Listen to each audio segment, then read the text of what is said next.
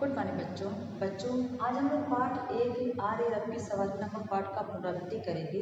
तो आइए देखते हैं। प्रस्तुत कविता में कवि ने प्रभात के समय सूर्य के आगमन का बड़ा ही सुंदर चित्रण किया, यानी कि सुबह सुबह जब सूर्य का उदय होता है तो उस समय का बड़ा ही सुंदर चित्रण कवि ने किया है। तो आइए देखते हैं। आ रही रब की सवारी, यानी कि सुबह सुबह जब सूर्य की सवारी आती है तो 9 किरण का रथ सजा है। तो यहाँ पे जो सूर्य की सवारी आती है, जो सूर्य जिस रथ पे चढ़ करके आते हैं वह रथ 9 किरण से सजा हुआ है। कल कुसुम से पथ सजा है, और कल कुसुम से पथ सजा, यानी कि सुबह सुबह जब फूल खिल जाते हैं तो ऐसा लगता है कि वे रंग का स्वागत करने के लिए खिले हैं। बादलों से अनुचरण स्वर्ण की पोशाकधारी आ रही रब की सवारी, और उन सूर्य के रथ के पीछे जो बादल आते हैं तो बादल, उसमें जब सूर्य का उदय होता है तो किस कलर का उसका रंग होता है? सुनहरे रंग का ना। तो ऐसा लग रहा है कि बादल ने स्वर्ण की पोशाक धर करके रब की सवारी के पीछे सेवकों की भांति पीछे पीछे आ रहे हैं। विहग बंदी और चारण गा रहे कीर्ति गायन, छोड़कर मैदान भागी तारकों की फौज सारी आ रही रब की सवारी। विहग बंदी और चारण, यानी विहग यानी पक्षी, बंदी और चारण यानी कि जो प्रशंसा के गीत गाते हैं, वे सभी आज उस कीर्ति का, जो कवि राजाओं की प्रशंसा के गीत गाते थे, आज उस सूर्य के आगमन का, उसकी कीर्ति का गायन गा रहे हैं। छोड़कर मैदान भागी तारकों की फौज सारी आ रही रब की सवारी। और जब सूर्य का आगमन होता है बच्चों, जब सुबह होता है तो क्या होता है, सारे तारे भाग जाते हैं। तो ऐसा लगा कि सूर्य के आगमन मतलब आते ही सारे जो तारकों की फौज थी, जिन्हें तारों की जो फौज थी वो वहाँ से भाग खड़े हुए। क्यों? क्योंकि आ रही रब की सवारी। चाहता उछलू विजय कर पर ठिठकता देख कर ये रात का राजा खड़ा है, राह पर बनकर भिखारी आ रही रब की सवारी। और तभी जो है प्रकाश चाहता है कि चारों ओर फैल जाऊँ, चारों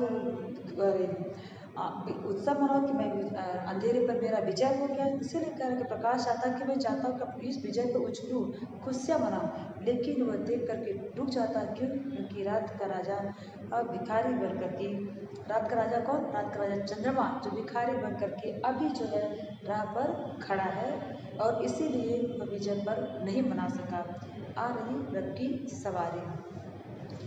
अब आए देखते बच्चों, यहाँ पे शब्दार्थ। रवि मतलब सूर्य, नौ मतलब नया, कुसुम मतलब फूल, पथ मतलब रास्ता, अनुचर मतलब पीछे चलने वाला, सेवक स्वर्ण मतलब सोना, पोशाक मतलब परिधान या वस्त्र होता है, विहग मतलब पक्षी, चारण यानी कि प्रशंसा के गीत गाने वाले, कीर्ति मतलब यश, तारक मतलब नक्षत्र तारे, ठिठकना मतलब सहसा रुक जाना।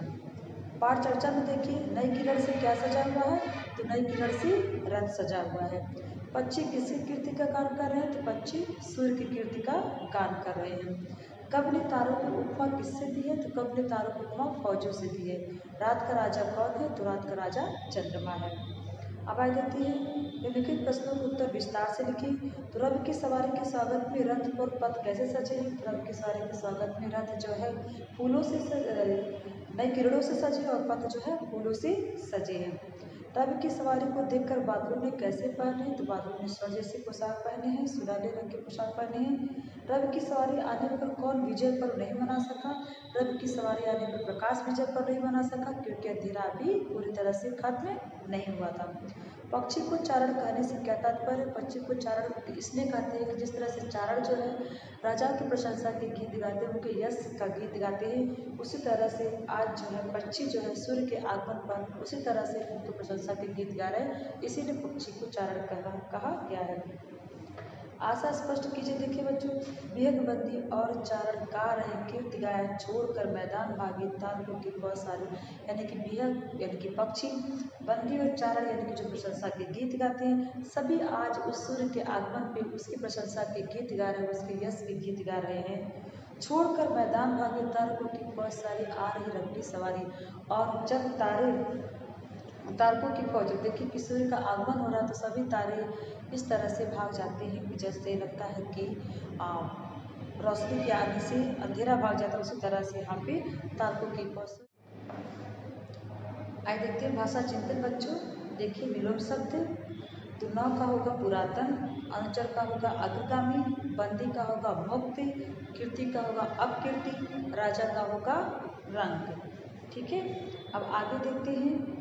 दो समानार्थक शब्द लिखिए। तो रवि का लिख लीजिएगा, भानु लिख लीजिएगा, दिवाकर लिख लीजिएगा, सूर्य लिख लीजिएगा, पथ का रास्ता, मार्ग राह, स्वर का सोना कंचन, रात का रात्रि निशा, राजा का दिव्य भूपति। अब यहाँ पर देखिए वाक्य प्रयोग द्वारा अंतर स्पष्ट कीजिए। ये आप लोग को मैं ये आप लोग को बता चुकी हूँ, इसको आप लोग देख करके खुद कर लीजिएगा, ठीक है। तो बच्चों आप लोग का ये आर्य रव के सारे नामक पाठ का पुनरावृत्ति समाप्त हुआ। आप लोग का आइए बच्चों, अब यहाँ पे गृह कार्य देख लेते हैं। आप लोग का होमवर्क क्या है, तो कविता का अर्थ लिखेंगे। आप लोग जो ये आपके बुक में जो कविता है, इस कविता का आप लोग अच्छे से अर्थ लिख लीजिएगा।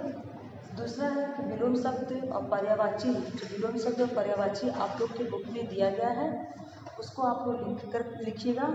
और तीसरा है इसमें का जो प्रश्नोत्तर है, जो आंसर है, आप लोग याद कर लीजिएगा। ये आप लोग का होमवर्क है, ठीक है। और यहाँ पे जो ये जड़ है, वाक्य प्रयोग द्वारा अंतर स्पष्ट कीजिए, ये भी आप लोग अपने बुक में अपने कॉपी में इसको लिख करके इसको भी इसका भी हमको फोटो खींच करके भेजिएगा। तो आज के लिए बच्चों इतना ही, धन्यवाद।